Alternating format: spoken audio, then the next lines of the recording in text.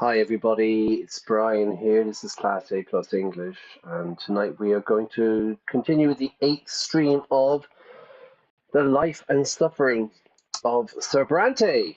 Yes, exciting stuff. It's 11:34, I think it is, and we've just arrived in the city.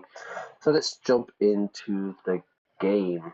All right, let me just check. Let's hope everything is working okay. Sound seems to be working. Bit of music. Good. I hope you're well. Let's load up the game, continue. So, hello, my name is Brian. This is Class A Plus English. It's a YouTube channel. We're playing story-driven games with a kind of a focus on ESL, English for Second Language Learners. I'm an English teacher living in Spain, and I'm just playing these story-driven games and trying to explain vocabulary, stuff like this, yeah. Well, who are we? Well, we are growing up. It's quite complicated to explain, really, at this point. I'll be there for half an hour. That is way too loud for me. Okay. All right, good. I hope the sound is okay. Right, yeah, basically this is the 8th stream. If you haven't watched already, I recommend going back and watching some previous streams, to try to catch up with the backstory of the game, yeah? I'm a 16-year-old kid. I've left home. I've arrived in the capital. Let's crack on with it, yeah? Okay, we've done this already. Yeah, okay, we did this in the previous stream, so that's where I stopped it. So we're going to have to go through a bit. We had different choices. We could, what was it? We could go with the nobles. We could hang out with some kids. We've decided to go to a talk or a speech. Let's find out. You enter the establishment and find a free seat next to a group of well-dressed young men and women. Soon the hall fills with people, packed wall to wall, packed, crowded, full of people. A richly dressed elderly man with a tenacious gaze and a wrinkled forehead appears before the audience. Okay. Wrinkles, what we get on our skin as we get older. Lines. Okay, my name is Gert Urkwright, and I'm an industrious from Illyria. I should start off with just a few short words about myself. Just like you, I was born in the common estate. My father was a hard-working miner. The mine broke his back and he died of natural causes. My mother used to say that this was his lot. You work, you endure, you suffer. So in this game, there's different lots, kind of classes, yeah? My character is, what's his name? Sir Brante. He's a commoner. Then you have the nobles, which are kind of like the elite, the rich. Then you have the kind of the clergy, the holy people, the priests. And then there's a strange class called the Arcadians, who have blue skin. We're going to find out about these people anyway, because we have arrived in the big city, everyone. I'm really excited. Well, now I'm the owner of 5 ore processing factories, and every day gets me thinking, how come a son of a run-of-the-mill miner and a wealthy industrialist have to live by the same lot? That's right, yeah, he's feeling a bit better than us, yeah? Because he has money, but he isn't a noble. Tell me this now, is it just and fair that a man who owns a factory has the same meager rights as an ordinary farmer, the same small rights as an ordinary farmer? Oh, I'm getting my evening spam call on my mobile phone here, everybody. I don't know about where you're living, but I'm living in Spain in a city called Alicante. I think this is number 3 for the day. Personally, If I see a number on my phone and I don't recognize the number, no, I'm not answering because you can guarantee it's a spam call. Okay, so what's this guy saying? He's rich, he has 5 mines, but why does he have the same rights as an ordinary farmer? If you own several stores and command the workers almost like a noble commands an army, must you really suffer like a low-born man? Even if you can afford good clothing, good food, and a good house like a nobleman, even if you live and stand closer to nobles and farmers and tinkers and manservants. I explained this word tinkers the other day. Tinker is kind of like, it would be like an odd job person, you know? You get them to fix little things around the farm.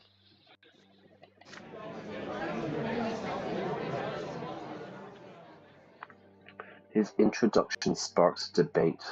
Most of the people in the hall... Hang on, just let me check something.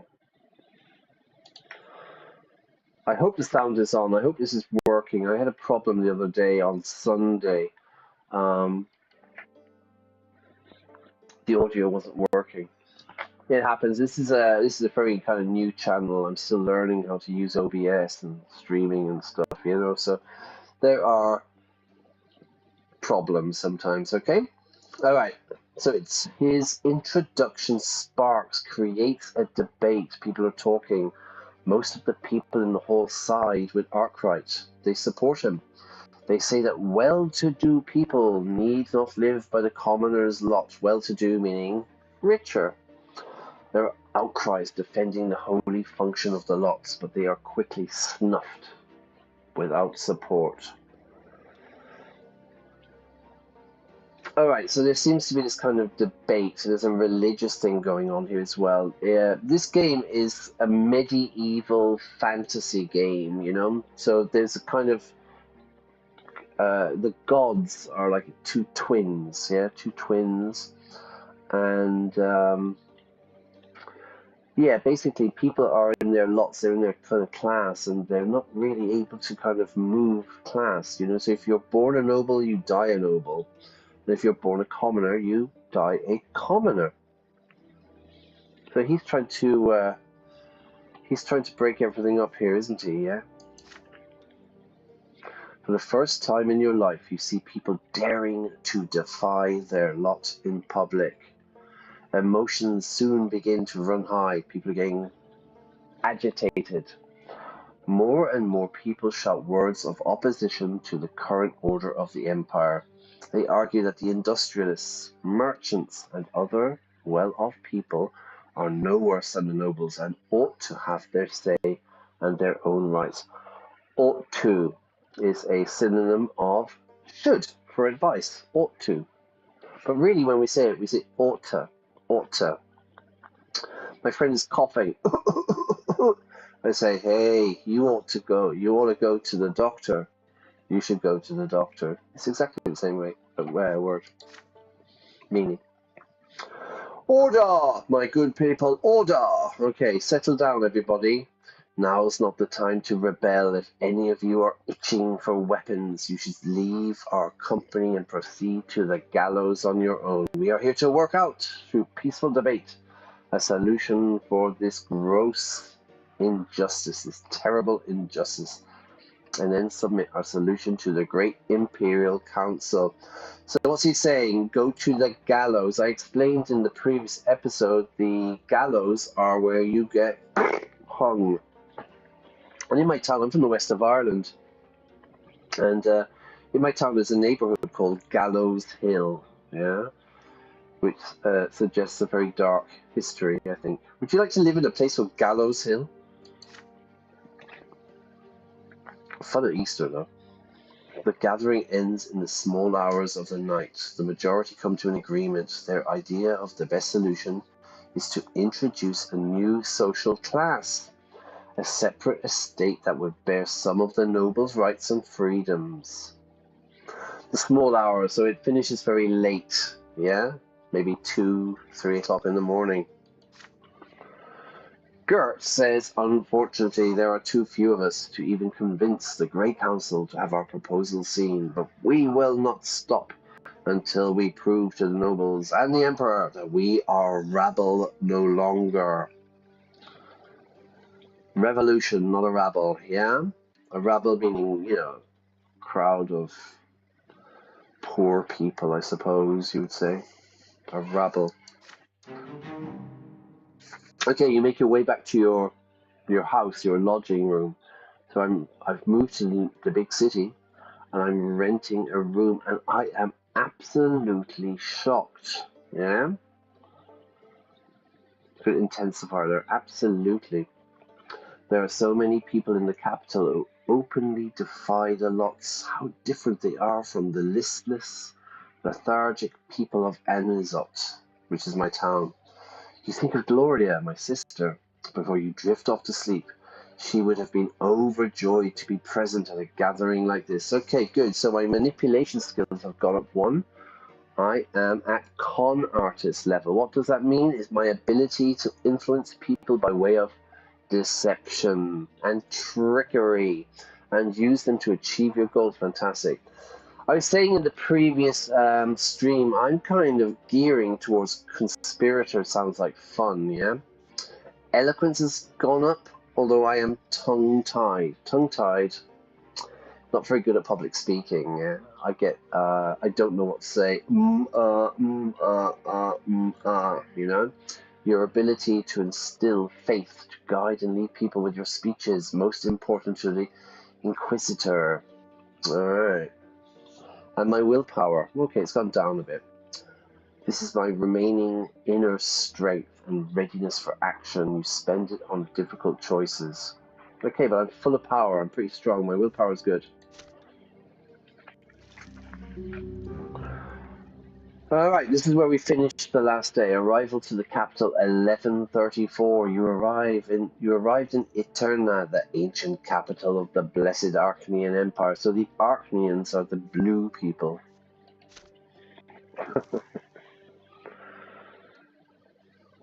I'm quite excited to find out what happens in the city. Okay, Luke's sermon. Sounds religious. You have spent the last 3 days studying books, but today you decide to take a walk through the streets of Eterna. They are full of life as usual. The hustle and the bustle, yeah, vibrant place. Lots of people buying and selling things and shouting and calling, etc. You proceed to the square next to the lodging house.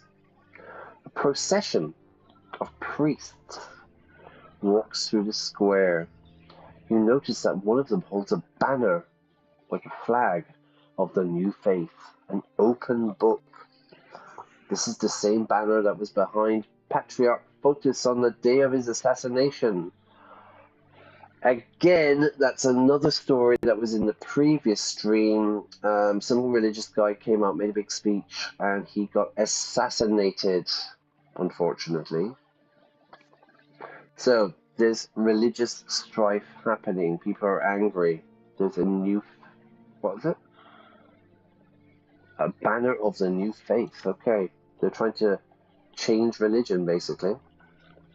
Basically, because what they told me, there was the woman with the red hair, and she said that nowhere in their holy book do the gods, the twin gods, talk about lots, that people have their class. You know, this is not mentioned.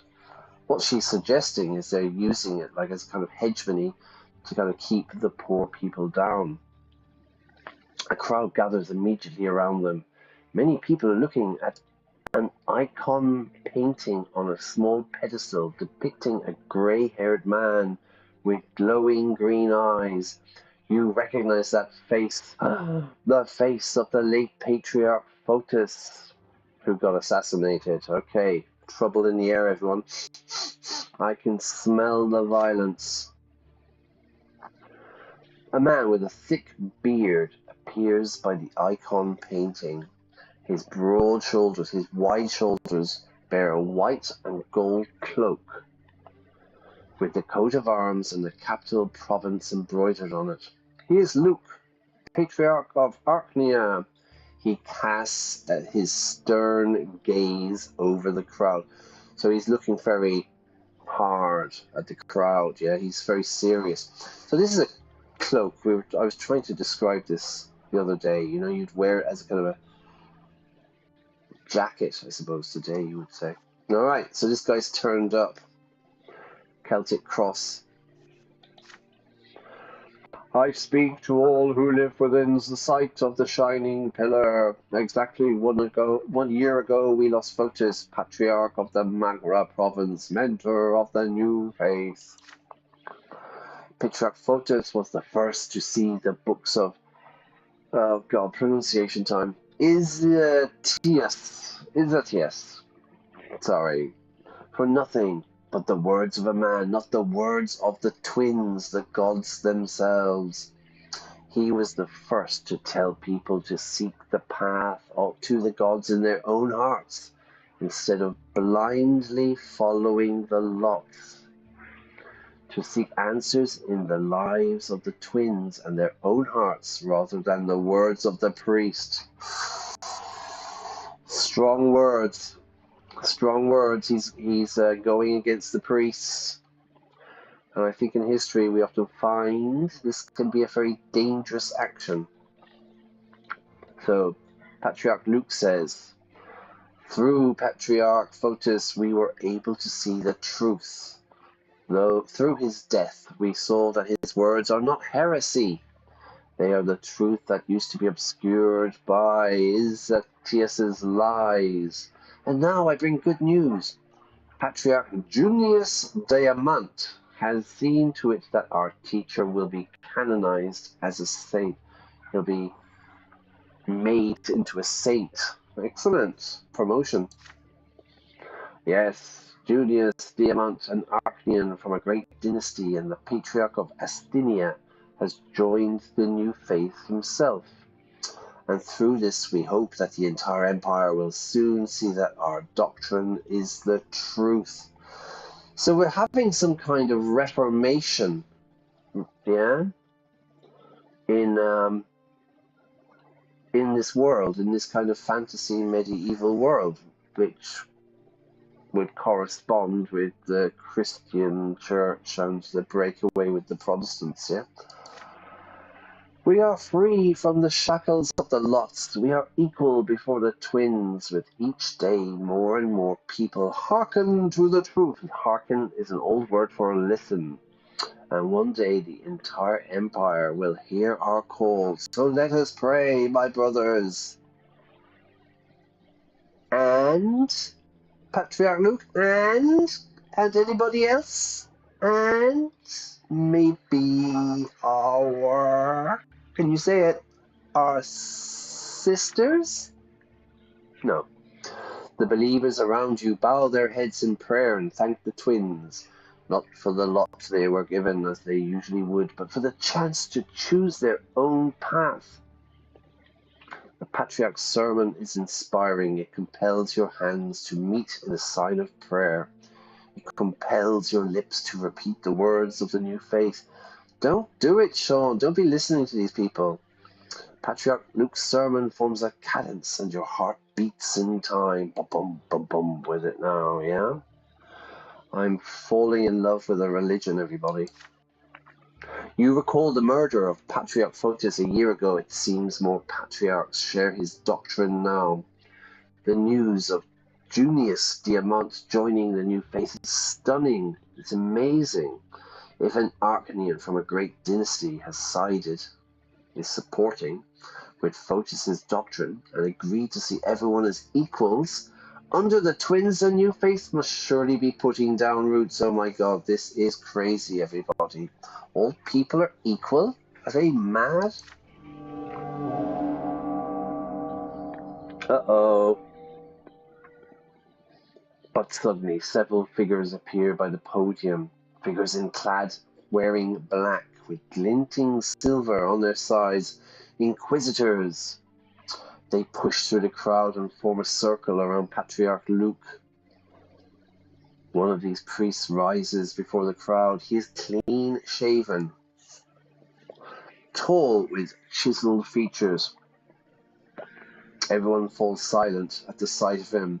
The Inquisitor speaks with a booming voice that can be heard by all. He looks like a serious business, doesn't he? Yeah, this guy. Father Ulrich.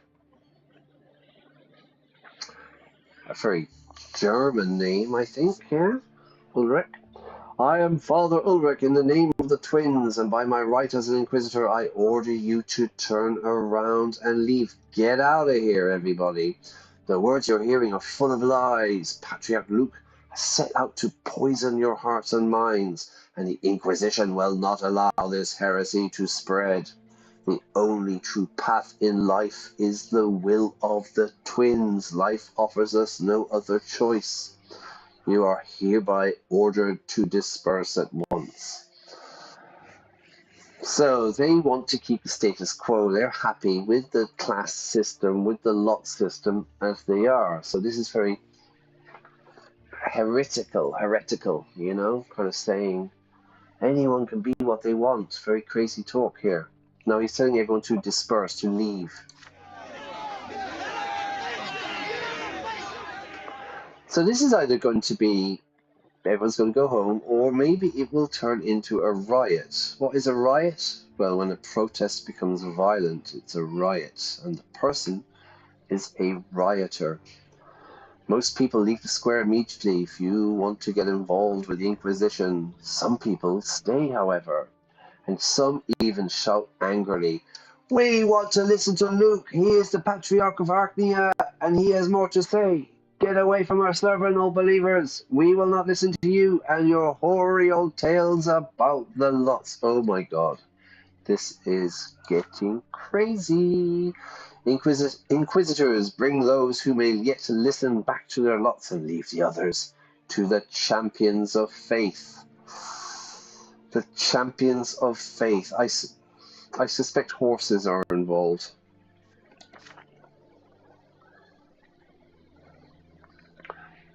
The black-clad Inquisitors descend from the podium and approach the people who chose to stay. With nothing but their words, they make people stop shouting and start listening. The uproar, the noise stops quickly. It ceases quickly. They have dissected the crowd, split it in smaller groups that surround each Inquisitor. One of these Inquisitors chooses to approach me. Moi? He's a humble-looking man of age with a rough haircut. He looks you straight in the eye as his lively, soulful voices force you to listen to his words despite yourself.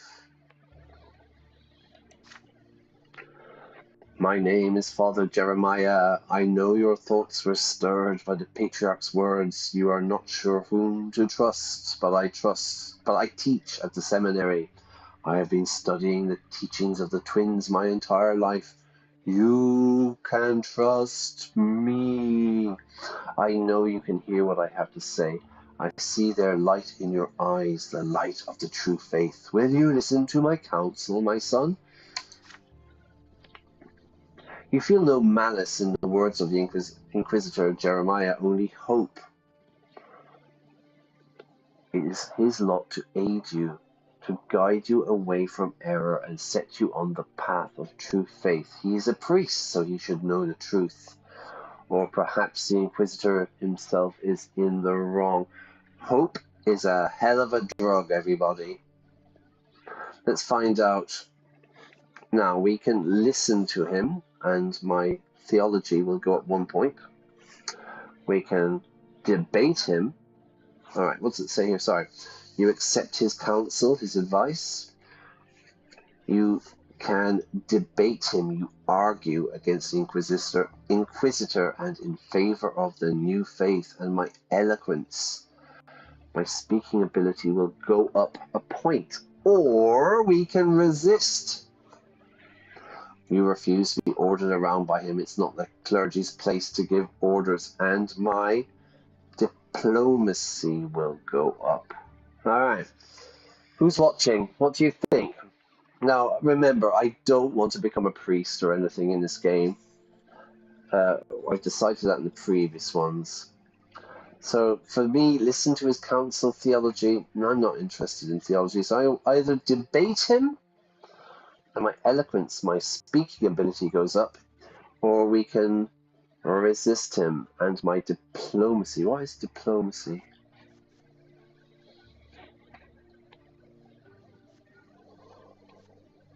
Empire relations.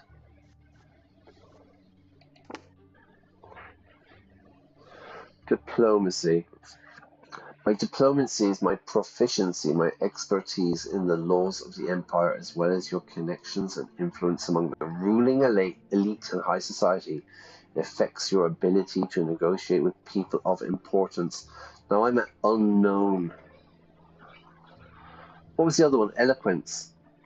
Your ability to instill faith, to guide, and to lead people with your speeches. And at the moment I'm tongue-tied, very, very low. And again, it's good for inquisitor. Judge. Ooh. Alright. Anybody, any opinions? What should we choose? Which should we choose? Debate him. Eloquence goes up. Resist him at diplomacy. I'm thinking he's a priest. He's been doing this all his life. He's going to know exactly what to say. I don't know if I can argue with him. But then I did have an epiphany, didn't I? I am kind of special. Resist him. It's not the clergy's place to give orders, which is quite revolutionary. Dima, hi there. Looking forward. Listen to the council, maybe you say? Hi, Dima, but I'm not interested in theology, you know? I don't want to go down the theological route with personality, theology. My proficiency with sacred texts, comprehension of the divine law, and ability to construct and defend my own interpretation, most important to the Inquisitor. So you can see here I'm a neophyte, you know, I'm very, very low. I'm trying not to go, I'm going to... Okay, alright. Okay, I'm going to debate him. Alright, I'm going to debate him. Okay, you start debating the Inquisitor, mustering, taking all your knowledge and awareness of the new faith. The lots are an error introduced by Isatius. They are incorrect, obsolete, and contrary to the way of life in the modern empire. So, they're wrong, they're obsolete, they're old-fashioned, and they're against modern living. Ooh, very modern thinking there. I'm getting a finger pointed at me. Please hear me out, my son. In these difficult times, people of your state are the ones most tormented by doubt. Being a commoner, your lot is suffering, but not all of you are ready to suffer. Some turn to guile and cunning to avoid it, and they end up in eternity's embrace at the foot of the pillar. Guile and cunning, as cunning as a fox, you know? Guile, street smart, you know? It's this kind of idea. We have this expression, cunning is kind of intelligent and smart, but maybe not for good reasons, I think. You know, we say as cunning as a fox, you know, sneaking in to get the chickens. So he's saying, look, you're a commoner. It's your class to suffer. How are you, Dima? Anyway, you're enjoying the stream, yeah? Good to see you, yeah? No spoilers if you played this game, please, because it is completely new to me. I don't know anything about it. Please understand, your lot requires humility. modesty. Suffering is inevitable, and so is doubt. Each of them may temper your soul, yet each may also destroy it. So as a commoner, suffering is what we do. Like an Atletico de Madrid supporter, yeah, we suffer. And so is doubt, being unsure. Each of them may temper your soul, balance it, but it might also destroy it. But know this, if you have doubts, you are always welcome at the temple. No priest will turn you away in a moment of weakness. Okay, very welcoming. This is why we exist, to fortify faith in the hearts of the people, to bring the word of the twins to those who have gone astray, who have left the church, yeah? So, you might have doubts about the church, you might have gone astray, you're not living a good life, but they are there to kind of welcome us back when we realize, okay, good. So cunning is like the word ruthless. Where do they differ? Let me show you. Hang on. Hang on. Let me just give me a second, right? So we have an expression in English as cunning as a fox. And you know, like a fox is very sneaky, right? Now, ruthless means you kind of, well, ruthless is very hard. It's like you're lacking empathy, really. You know what I mean? You'll do what you have to do. You know, if I have to lose friends to get forward, it doesn't matter. Let's look at cunning here. I put it onto the dictionary. Cunning. Oh, no. We don't need adjective. Cunning. Characterized by wiliness and trickery.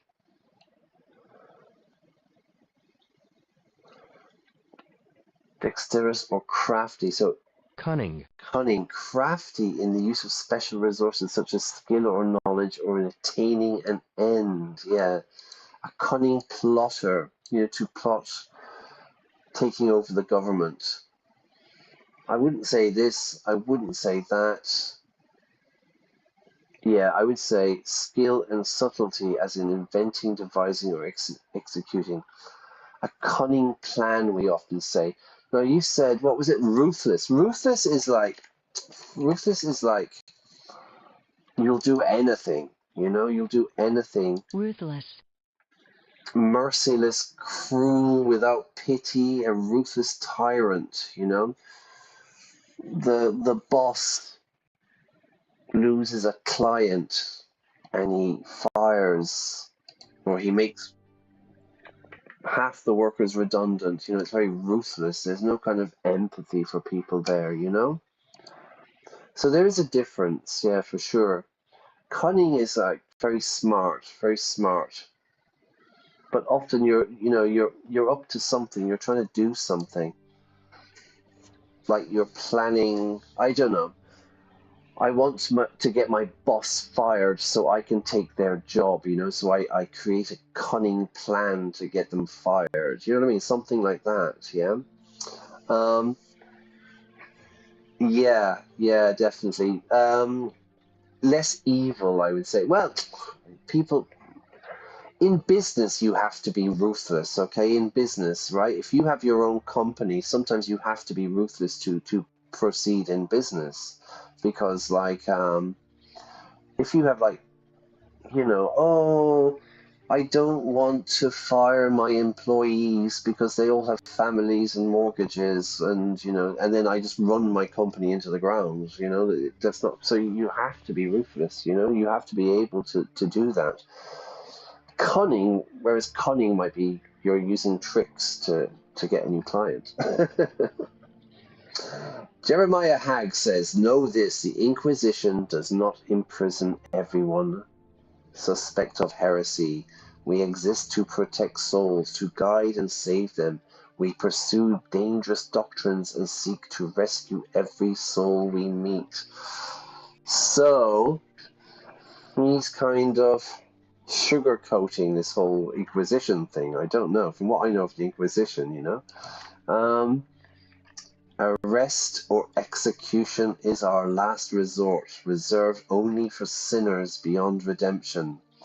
You can see that I am merely speaking to you right now. I have not resorted to force, nor am I giving you any orders. Do not resist this, but rather consider the following. Did the patriarch speak the truth?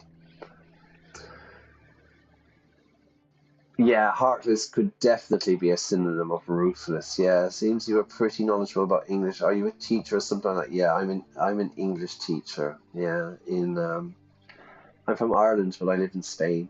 And that's the idea of this channel, yeah. I'm kind of playing games and I'm trying to explain vocabulary for people who are learning English, you know. So I'm playing like story-driven games rather than, I don't know, Fortnite or Call of Duty, just running around shooting things. I'm playing these games with lots of stories, yeah. So we can kind of talk about the vocabulary. And I think there's a really good point there between ruthless and cunning. All right, so basically Jeremiah is saying to me, I haven't arrested you yet. And he's left me with the question, did the patriarch speak the truth? This is a trick, isn't it? If I say, yeah, he spoke complete truth, then he's probably going to arrest me. Who answered that Luke's sermon was far more convincing than Father Jeremiah's words. Everyone blindly heeds the writings of Isiatius. Blindly heeds, they just follow the writing, they follow the scripture. Who is but one man who decided that he had the right to define the lives of generations to come? Who is this Isiatius, everybody, yeah? Why does he get to choose, yeah? Why does he get to decide how we live? But people have the right to free will, you say. They have the right to choose their destiny and bear the burden of their choice. Father Jeremiah sighs in response. I feel it's gonna be take him away to the dungeons. I've got a bad feeling about this, everybody. You ready? Let's check it out. It saddens me to see that you have been led astray so easily. I've gone off the path, yeah? Yet you are young. You should seek to learn the truth on your own. If you truly believe you can interpret the will of the gods, perhaps you should become a priest yourself. Ooh, Jeremiah. Is that an offer? If you come to the Divine Seminary, preschool, and prove you deserve the lot of the clergy, you will be accepted. I teach there, and I am always happy to see students of considerable talent, even if they have been led astray. To be led astray. So, you know, I have an exam. I'm trying to study. And my friend phones me and says, come on, let's go out and play football. He's leading me astray. I know I should be studying for my exam, but I go out and I play video games or I go and play football or something like that, yeah? To be led astray. So this is what he's saying. I've been led astray by the crazy rantings of the, what's the guy's name?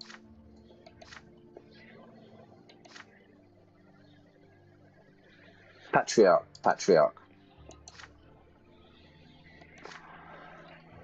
All right.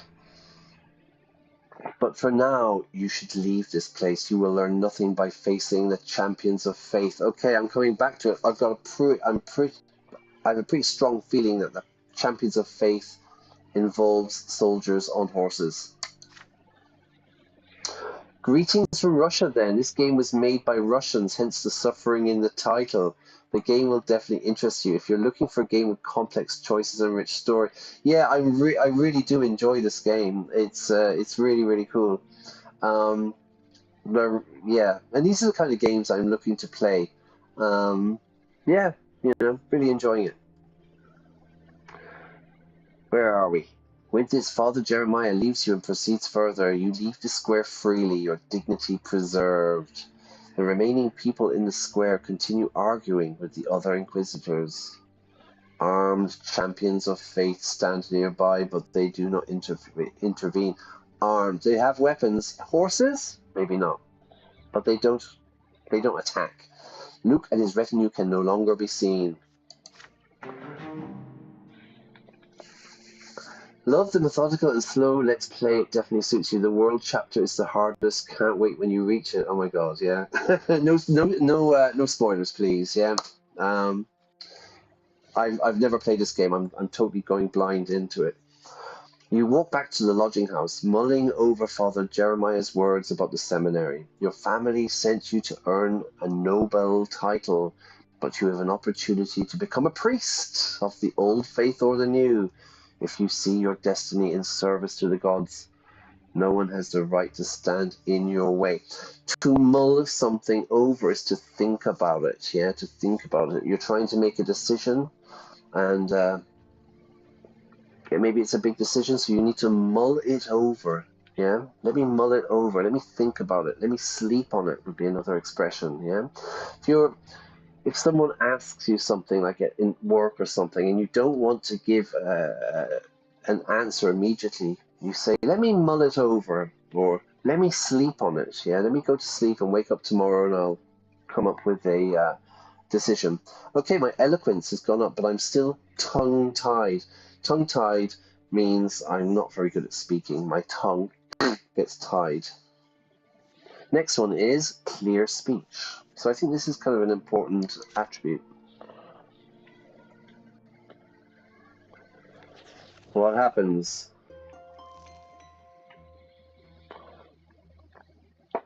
To mull is like digest, yeah, to mull, and it's usually to mull it over, yeah? Let me mull it over. What are you thinking about? Oh, I'm just mulling it over about whether to buy the blue one or the red one. Okay, 1134, the fall, the advance of the new faith. Patriarch Luke's sermons have converted many commoners and nobles of the mantle to the new faith. There are now several temples in Eterna that follow the new canons with Luke's blessing. This has led to no small amount of anger among the followers of the old faith. So you can see there's a split happening, yeah? Kind of like in the Christian church, I think, with the Catholics and Protestants, maybe. Or, with the Rome and the Orthodox churches. Or Sunni and Shia. Two mighty bishops of the church lead the new faith. One of them is Luke, the Patriarch of Archnia himself, spiritual mentor of the capital province. He preaches, he talks all across Archnia, his every sermon adding to the new faith's flock.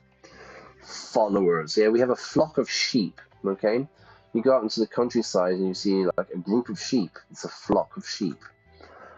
But here often we use it in a religious sense as well. The congregation, the followers of a religion, or the flock. The other leader of the new faith is Patriarch Junius Diamant. Hailing from a great Archnian dynasty, he is the de facto ruler of Astynia province. Adored by his subjects, he has founded the Holy Order anew. Junius Diamant rarely preaches, but people believe the Astynian Patriarch attends to the needs of all who convert to the new faith. Let's look at the language here. Hailing from, coming from, yeah? I hail from Ireland, all right? I'm living in Spain, but I hail from Ireland. I come from Ireland. He is the de facto ruler. He is the ruler. He's the boss of the province. Everybody loves him, and he has founded this holy order. He rarely preaches. He hardly ever speaks, but people believe he's the boss, right? The schism within the church is growing. Schism, the divide, schism, the split has furthered the divide between the commoners and the nobles, though thankfully there has been no direct conflict as of yet. Up to this point, there's been no fighting. But it's become clear that there is no way to stop the steady advance of the new faith. Born from the death of Patriarch Photis, it grows stronger by the day. All right, so big problem here going on. Yeah, there's a split in their religious beliefs. So you can see here, church. The prevailing religious school in the province of Maghera determines the doctrines, the rites, the traditions practiced by the majority of the population. Fall of new faith and order. Respect for the law and stability of order in the province. It's gone from peace to discontent. Okay, the people ain't happy, everyone. There's trouble in the air.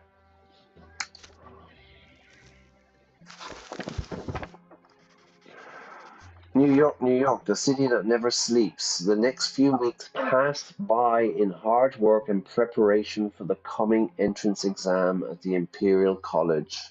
You grow more and more exhausted with each passing day. So much so that one night you fall asleep while studying another book. When you finally come to, when you finally wake up, you decide it is high time to get some recreation outside. It's high time to do something. It's time. We say it's high time. I don't know. It's high time you got a job. It's high time you learned to drive. You know, it's high time. It's ready. You know. So I'm ready to have some recreation. I'm gonna chill out. I've been studying really hard. I need some fun. The city of Eterna amazes you as you stroll through its splendid streets. It is another night, a different night, yet the city is beautiful still. The shining pillar. You can see it here. So we can see the streets, and there's the shining pillar, which is the religious thing where the gods are, right? The shining pillar is a slice of light against the dark night sky. The lamps on the facade of the buildings are lit. Night descends on the capital. You don't feel like going back to your books tonight. Facades are the front of the shops, yeah? Okay, I don't feel like studying anymore.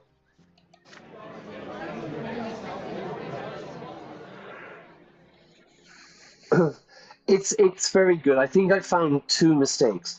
I think I found two mistakes. And I think it was like subject verb agreement, you know, like I like, you like, she likes. It was like, you know, Gloria like. There's very, very small mistakes. I think two I found really.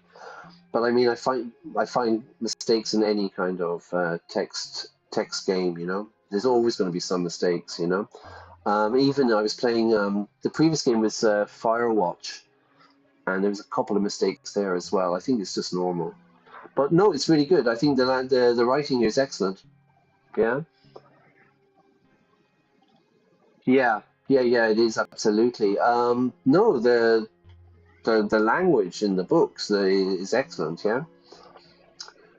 The city that never sleeps. Recently, you made the acquaintance of several young men. Okay, you've made some friends. They are children of nobles of the mantle, just like you, sent to the capital to earn their noble titles at college. You decide to look for them, to seek them out.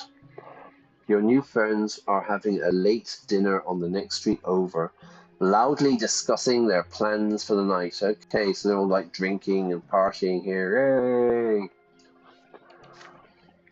Some speak eagerly of a dueling club where you can see the most skilled and ardent jewelers in the empire doing what they do best. So a duel is a fight, you know. If someone in these kind of medieval times, you get insulted, you demand a duel, a fight, you know, in the park at 6 a.m. in the morning, you know. You have never seen professional jewelers fight. It must be far more exciting than father's fencing, sword fighting lessons, or that fight in the ruins in Anisot, which was where my brother was fighting.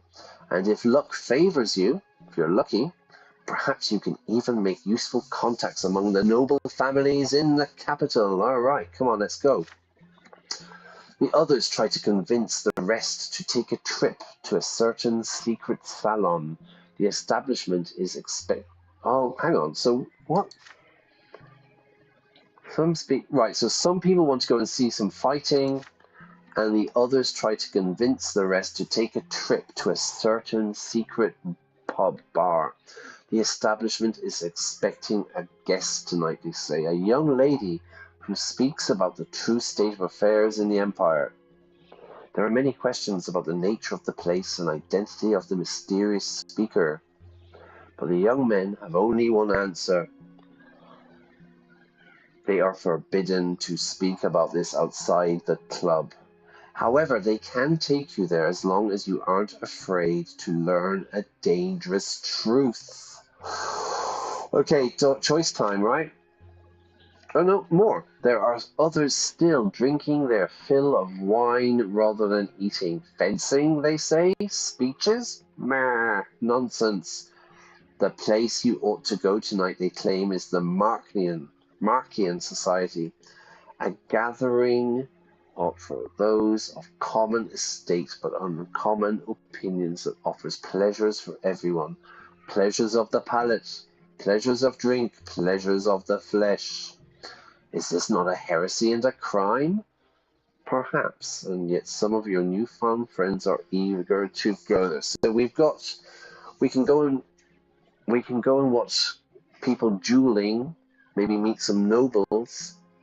We can go to a mysterious bar with a special speaker, or we can go and party and keep drinking and all the rest. In the end, your group splits into 3 to spend the night as they see fit. What will it be? A contest featuring the best fencers in Eterna? An establishment both mysterious and dangerous? Or an encounter with people who defy their lot with audacity? You weigh your options. Let's have a look. So if we go dueling, our valor goes up. Valor, I think, is important, yeah? We can go to the secret salon. Scheming goes up. My scheming's at 13, which is pretty good. Or we can go to the marketing. So dueling, you decide to learn from the Empire's best jewelers. Fighting, you choose to see this mysterious lady and listen to her dangerous speech. Scheming goes up. Or we go to the marketing and its theology. You agree to join these people who have traded away the bliss of the hereafter for the pleasures of life. I think scheming is nice, but I think valor is a good point. We're only at 5. If I look here, personality, where's valor? Valor, I'm weak in battle. Your capabilities as a warrior, your strength in battles and duels, it affects your ability to fight and command troops, most important to the judge, and I am weak in battle. For that reason, I think I'm going to go and watch the fighting. I mean, this sounds like fun. This sounds mysterious. But if I go here, I will, first conditional, future conditional, everybody. If I go to the dueling club, I will gain valor, bravery. I'm going to go there. Although the others did sound like fun. Okay, 1 second, everybody. Just give me 10 seconds.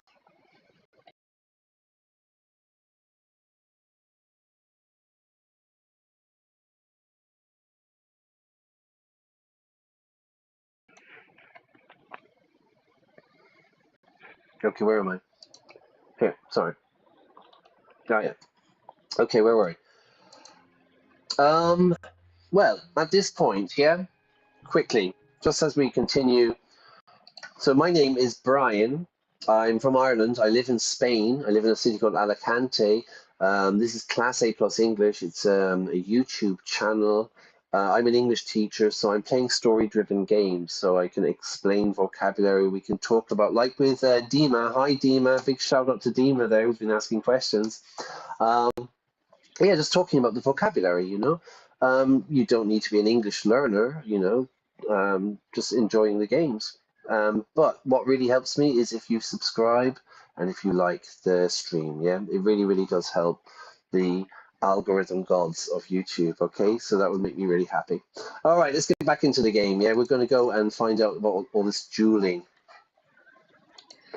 Okay, where am I? You march down the street towards the dueling club, which is located in a manor house, decorated rather modestly on the outside, but lavishly on the inside.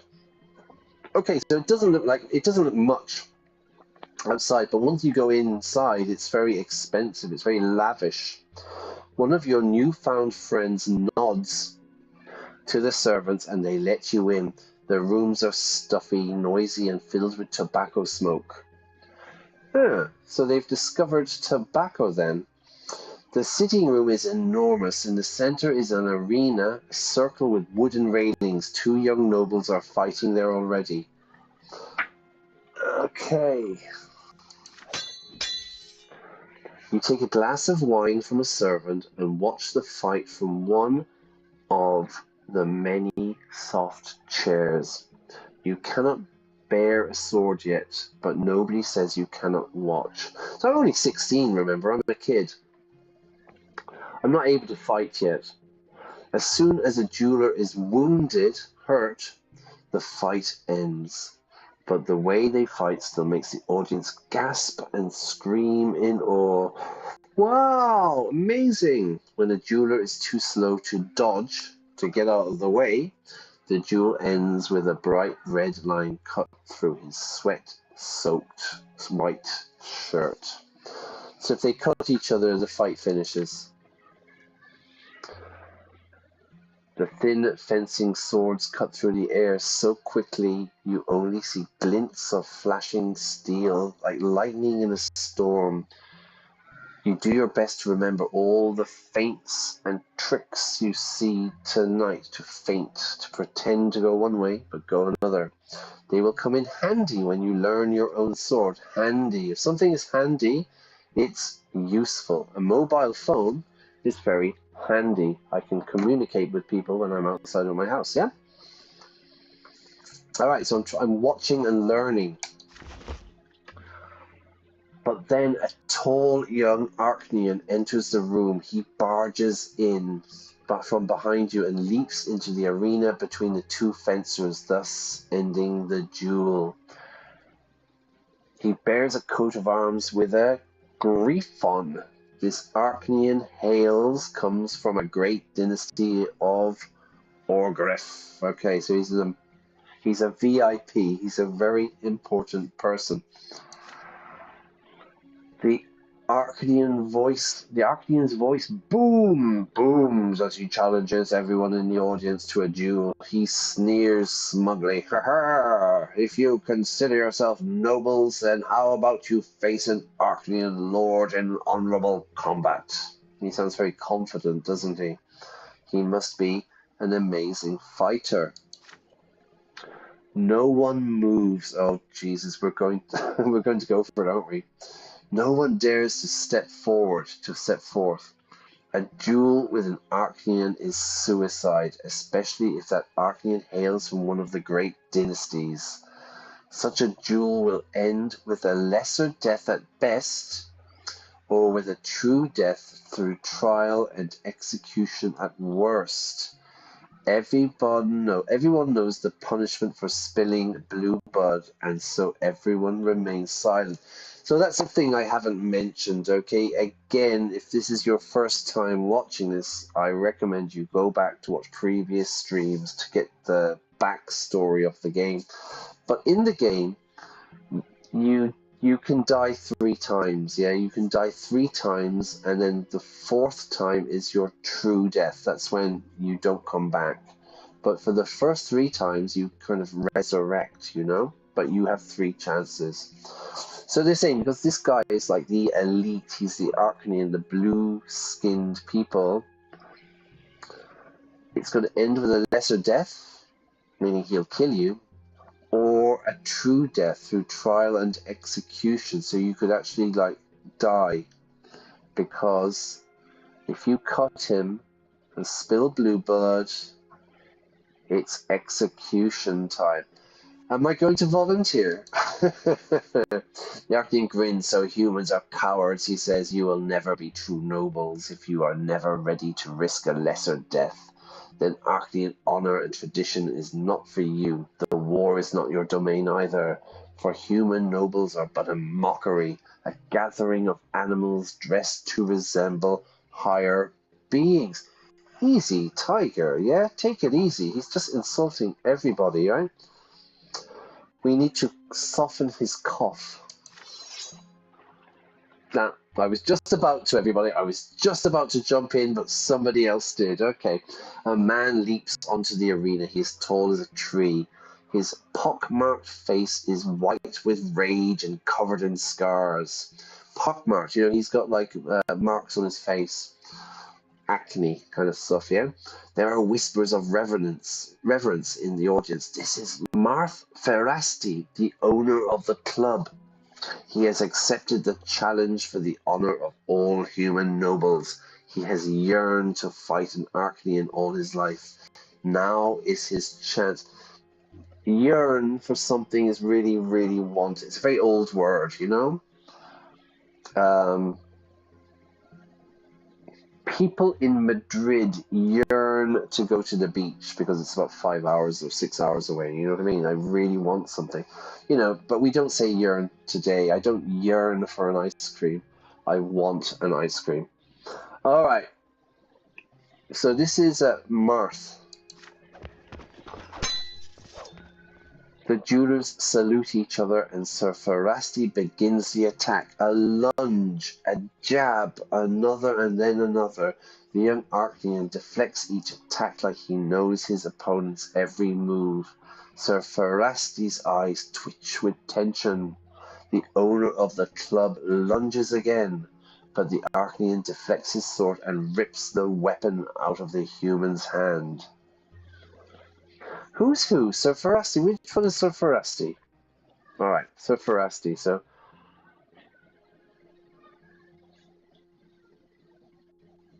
Alright, okay.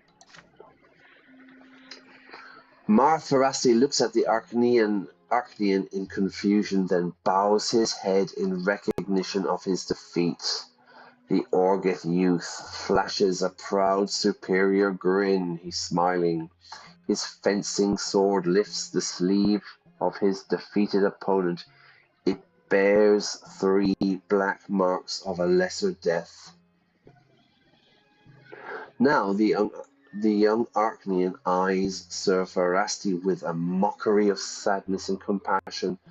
Why, it appears the poor over-eager ex-commoner is on his last life.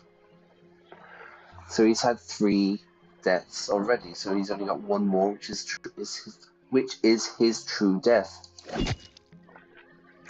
Ferrasti shudders. He asks the Orgriff youth to be so kind as to spare his life, nobleman to a nobleman. The Archean's face grows dark and grim. His sword stabs deep into Ferrasti's chest. Then the Orgriff youth speaks loud enough for everyone to hear. He is the only noble in this hall, he says, and everyone who saw this must forget the dueling club ever existed and leave this place never to return. She's killed him. The nobles scowl, dress reluctantly, and leave with quiet resentment. No one dares to defy the Archean openly. The noble gathering disperses outside. See a little black cat here with a rat. Cat with a rat. Alright, a bit strange. You return to your lodging house, lost in thought. And Archeans stand far above humans. They do not care if you're a commoner or a high-ranking noble. In their eyes, you are only a human. It seems there is nothing that can readily oppose Archean power. They are the masters of this world, and humans are pale reflections of them at best. So the Archeans are much superior than than humans, even the nobles, right? The trip to the dueling club ended on a grim note, but you learned a lot from watching Eterna's best duelers in action. You recall their lunges and blocks before you sleep, rather than the master of the dueling club being murdered in cold blood, yeah? So you could say there, Dima, if you're watching, the Arcanian was ruthless. You know, he could have said to the man, "Okay, I will let you go. I won't kill you." But he was ruthless. He didn't. He killed him.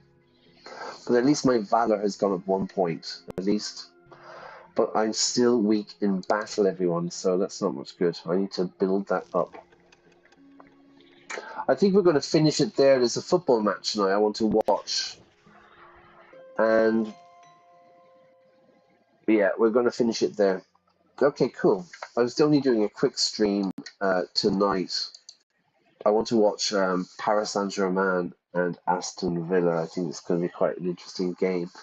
But anyway, so that's a little bit more there of our boy Sir Brante on his adventure in this medieval fantasy world. Okay, so at least our attributes are going up, our skill points are going up. We still haven't died yet, so that's pretty cool. And yeah, I'm really enjoying it. So once again, just to finish up, if you've enjoyed this stream, please press like. If you haven't already, subscribe. Really helps out the channel. I'll be back on Friday night. Okay, we will continue our adventure with the life and suffering of Sir Brante. So take care. Have a good evening. Have a good day. Have a good morning wherever you are, whenever you're watching this. I hope you're well. Take care and see you soon. Bye bye.